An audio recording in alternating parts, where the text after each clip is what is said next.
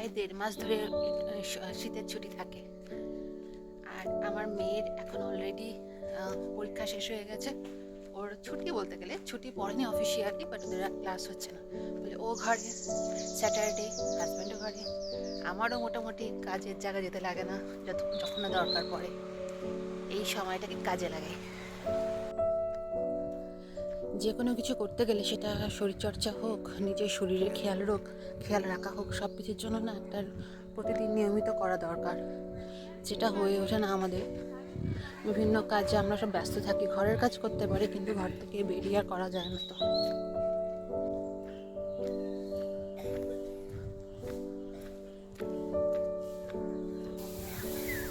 Locally সবজি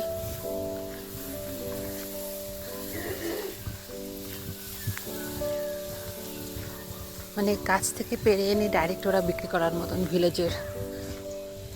ওদের মধ্যে যা ইউনিটের, আগেও বলেছি, বিভিন্ন ভিডিওতে বলেছি, যদি কেউ 100 টাকার কলার মানে গোছ বিক্রি করে, সবার কাছে 100 টাকা।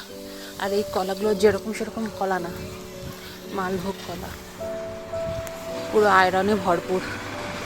যারা প্রেগনেন্ট ওমেন তাদের জন্য মানে পারফেক্টলি দেখা যাচ্ছে। মালভোগ কলা দেখাতে বলে তারা, যেটা হচ্ছে মালভোগ কলা।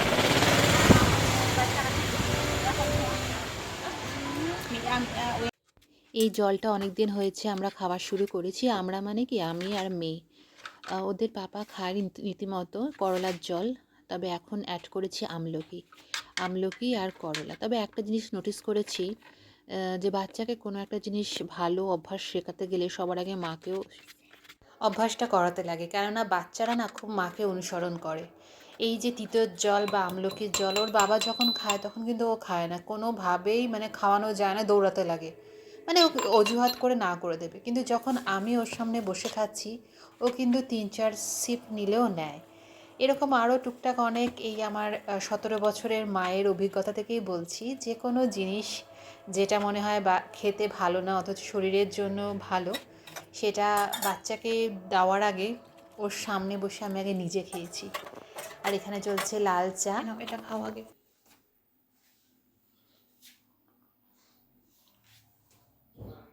বেশি খাট্টা, একটা করলা দিই।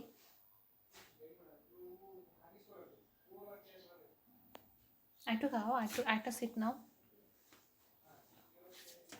তোমাকে করলা দিইনি তো, করলা আমলা কিছুই দিইনি, কিচ্ছু হবে না বাবা। নাও, চলো চলো, থ্যাংক ইউ।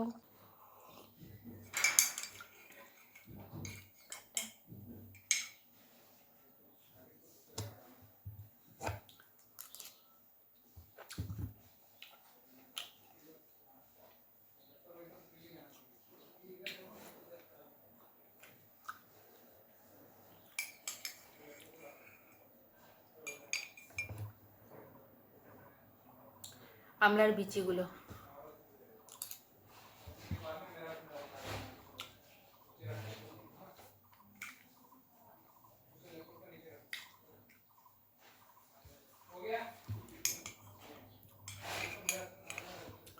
করলা,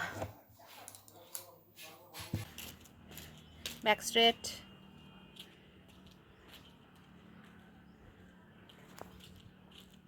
ব্যাস ব্যাস ব্যাস, চলে আয় বাবা।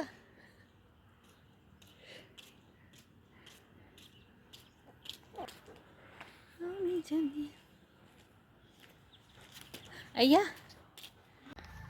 কি খাচ্ছ? সাদা আলুর সবজি আর পরোটা। কি সুন্দর দেখ সকালটা পুরো। আমাদের ঘরে না এই সামনে যে একটা চার্চ আছে সাদা রঙের, সেখানে সূর্যের আলো পড়ার পর না সেই সূর্যের রিফ্লেকশনটা ডাইরেক্ট ঘরে আসে। ফলে ঘর যখন আকাশ পরিষ্কার থাকে তখন ঘরটা পুরো ঝলমল করে রোদে। শীতকালে বেশ ভালোই লাগে, কিন্তু গরমকালে একটু মনে হয় যে শেড থাকলে ভালো হয়। আজকে একটা অন্য সময়ে চা খাচ্ছি, কেননা সকালটা সবাই ঘরে ছাদে কাটালাম, একটু গান করলাম। আর ওইদিকে গান বাজছে, আর আরেকজন মানে ওদের পাপাও গুনগুন করছে গানের সাথে। যাই হোক, এইভাবে আজকে একটা দিন শুরু হলো। দেখা যাক এরপরে কি করি, তোমাদের সঙ্গে শেয়ার করব আস্তে আস্তে।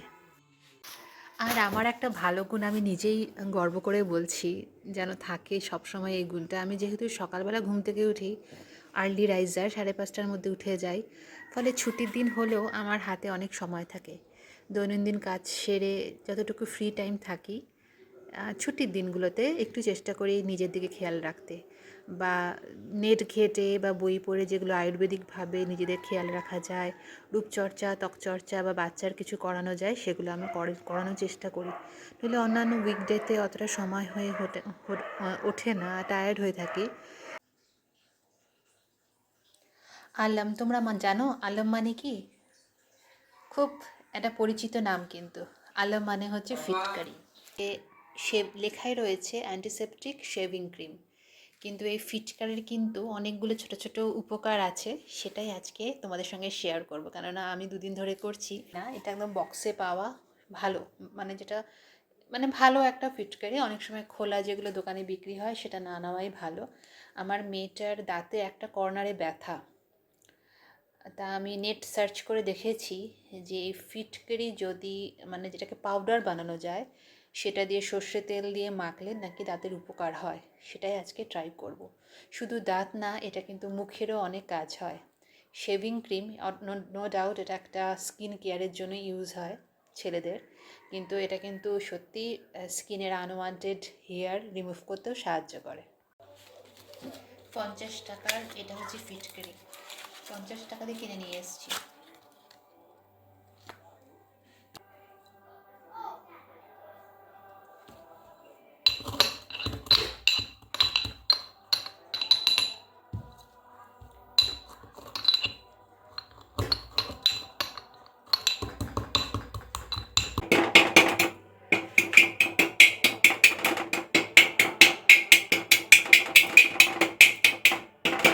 পুরো চিনির মতো। এটাকে আস্তে আস্তে গরম করতে লাগবে। এটা যখন গরম হবে এটা আস্তে আস্তে জল ছাড়বে। এই পাউডারটা কিন্তু এখন ইউজ করা যাবে না। এটা যখন গরম হয়ে যে জল ছাড়ছে, জল ছাড়ার পর তখন শুকিয়ে যে পাউডারটা হবে, সেই পাউডারটা আমাদের ইউজ করতে লাগবে। খুব কম আছে এটা করতে লাগবে, নাহলে পুড়ে যাবে কিন্তু। এই যে পুরো জল বেরোচ্ছে। লোহার তাওয়াতেই করতে লাগবে। অন্য কোনো স্টিলের করা যায়, কিন্তু নন স্টিকে একদমই না।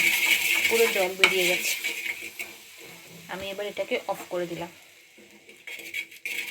জ্বালানোর পরে ঠান্ডা হওয়ার পর এই একটা পাউডার বেরোচ্ছে। এই পাউডারটা দিয়ে আমাদের কাজ হচ্ছে আমাদের রূপচর্চা। একদম অল্প একটুখানি বেসন, এগুলো কিন্তু আমাদের সব ঘরেই থাকে। এটা হচ্ছে হলুদ পাউডার, অল্প পরিমাণে আটা। তা কি হলো, বেসন, হলুদ আর আটা এগুলোকে আমাকে আস্তে আস্তে জ্বালাতে লাগবে। জ্বালানো মানে কি, যেটাকে বলে হয় আস্তে আস্তে এটা কালার চেঞ্জ করতে লাগবে। এটা একটা ফেস প্যাক মানবি? হ্যাঁ, ফেস প্যাক বানাবো। কেন? তোমাকে ওটা পরে দেবো, কেননা যে কোনো পার্লারে গেলে, যে কোনো কিছু করতে গেলে রীতিমতন একটা মোটা টাকা দিতে লাগে। কিন্তু এই ঘরোয়া উপাদানগুলো আমাদের সবার ঘরে থাকে। এই আটা আর বেসন, এইগুলো তো একদম সবার ঘরে। ও সরি, তুমি এটা কাভার করে দাও তো। এই যে ধোয়া বেরোচ্ছে, কিন্তু গ্যাসটা কমিয়ে রাখতে লাগবে। খুব আস্তে আস্তে এটা ধোয়া বাবা স্টপ ইট, ধোয়া বার করতে লাগবে। পুরো কালার চেঞ্জ হয়ে গিয়ে এটা একটা ব্ল্যাকিশ মতন হয়ে যাবে, ব্ল্যাক কালারের হয়ে যাবে। ছাই যাকে বলে, ছাই বানাতে লাগবে। এটা কালো ছাই না, অ্যাশ। দেখো এটা কালার আস্তে আস্তে চেঞ্জ হয়েছে, পুরো ব্রাউন হয়ে গেছে। এবার আস্তে আস্তে আরো কালো হবে। অ্যাশের কালার কি? অ্যাশ, নট ব্ল্যাক, গ্রে না। আমার মনে হয় এবার হয়ে গেছে। এটাকে বন্ধ করে দিই, বাদ বাকিটা আমার তাওয়ার গরমে হয়ে যাবে। এইখানে রয়েছে আমার একটু কাঁচা দুধ, আমি এইটা এখানে অ্যাড করছি। এটা হচ্ছে আমার বেসন, আটা আর হলুদের গুঁড়ো। এখানে অ্যালোভেরা জেল অ্যাড করা যায়, আখরোট গরম করে আখরোটের তেল দেওয়া যায়, আমি অত কিছু করিনি। আমার কাছে আমন্ড ছিল, বাট আমি আর করিনি। আমি 2 দিন আগে আমন্ড দিয়ে করেছি, কিন্তু এখন আজকে আর করতে পারলাম না আলমন্ড দিয়ে। এটা হচ্ছে আমার পেস্ট রেডি, ফেস মাস্ক। এটাকে আস্তে আস্তে নাড়াবো। আর তার সাথে এই যে আমার যেটা হচ্ছে ফিটকিরির গুঁড়ি, সেটা একদম টু চিমটা, বেশি না। এই ফিটকিরি কী করে আলম, এটা নাকি আনওয়ান্টেড হেয়ারকে নষ্ট করে।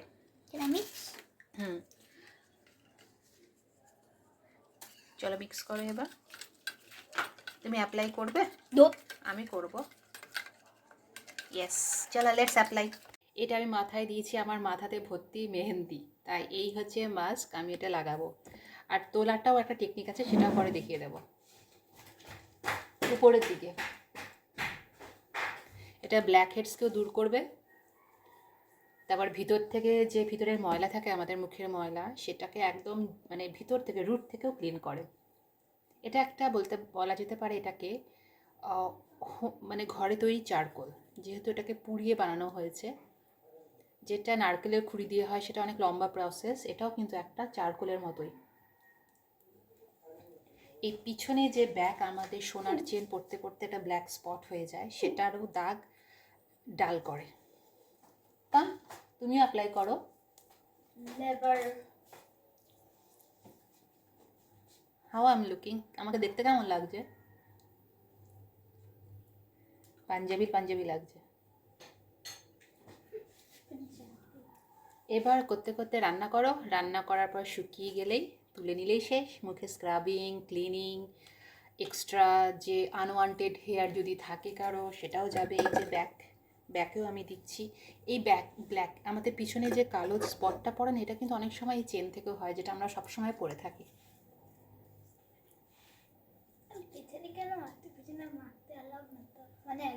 এটা আমার চুলেই লেগে যাচ্ছে, চুলেই তো আমার মেহেন্দি। এটা আর একটু দেওয়া যেত, কিন্তু আমি পাতলা করে দিলাম, কারণ আমার মাথারটাই শুকায়নি, ঠান্ডা লেগে যাবে। এটা হোক। এইসব জায়গায় আমাদের ব্ল্যাক হেডস খুব বেশি থাকে, তার জন্য এইসব জায়গাগুলোতে একটু ভালো করে ড্রাই করতে লাগবে। জল দিয়ে করবো না, তারপর এটাকে এটা অন্যভাবে অন্য প্রসেসে এটাকে স্ক্রাবিং করতে লাগবে। যেহেতু এটা পুরো ড্রাই, বেশি ড্রাই করলে কিন্তু কাজ হবে না। তার জন্য আমার কাছে এরকম একটা কাঠের চামচ রয়েছে, এটাকে দিয়ে আস্তে আস্তে যেভাবে শেভিং করা হয় সেভাবে তুলতে লাগবে। থ্রেড দিয়েও করা যায়, কিন্তু থ্রেডের ব্যবহার আমি ঠিক জানি না। যেসব জায়গায় ব্ল্যাক হেডসের চান্স থাকে সেই জায়গাগুলোতে একটু বেশি দিতে লাগে, যেমন নাকের ডগা, এই কর্নার।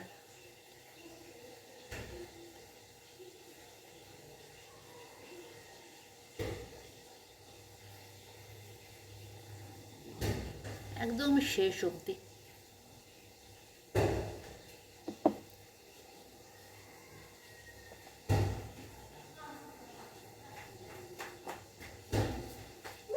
নিচে পড়ছে, আর পিছনটাও একদম এটাতে টানতে লাগবে।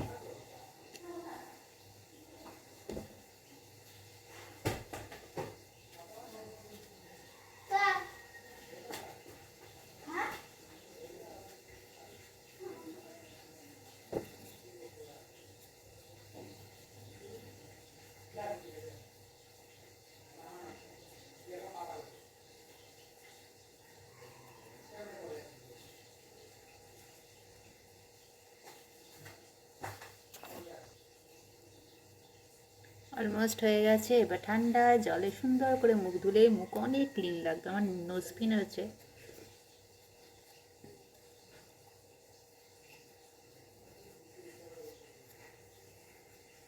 ফিটকিরির এই একটা মানে ডেড স্কিনগুলোকে সরাতে খুব হেল্প করে ফিটকিরি, ব্ল্যাক হেডসও বার করে দেয়। উপর দিকে, সরি, অত মনে থাকে না।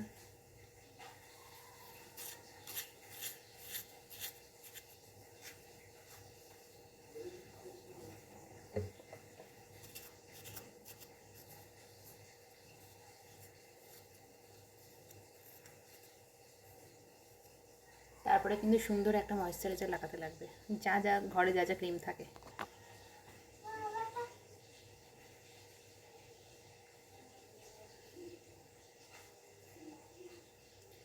এরপরে ভালো একটা ময়েশ্চারাইজার দিয়ে একটুখানি ম্যাসাজ করলে রেডি স্কিন কেয়ার। এগুলো তো আর আমরা প্রতিদিন করি না, সপ্তাহে 1 দিন বা সপ্তাহে 2 দিন করলেই মুখে যেটাকে বলে পলিশিং করা সেটা হয়ে যায়। কেননা কেউ আমরা যেই কালার নিয়ে ভগবান আমাদের পাঠিয়েছি সেই কালারই থাকবে, সেটা ফর্সা হওয়া আমি জানি না ফর্সা হয় কি না, কিন্তু সেটাকে মেজে ঘষে একটু চকচকে রাখার দায়িত্বটা আমাদের। ভিডিওটা আজকে এখানেই শেষ করলাম, আর শেষ করার আগে তোমাদের জন্য ছোট্ট একটা উপহার। চলে রাস্তায় সাজে ট্রাম লাইন আর কবিতায় শুয়ে কাপলেট, আহা উত্তাপ কত সুন্দর তুই থার্মোমিটারে মাপলে, হিয়া টপ টপ জিয়া নস্টাল মিঠে কুয়াশায় ভেজা অস্থির, আমি ভুলে যাই গানে চাইতাম আর তুই তাকে ভালোবাসতিস। চলে রাস্তায় সাজে ট্রাম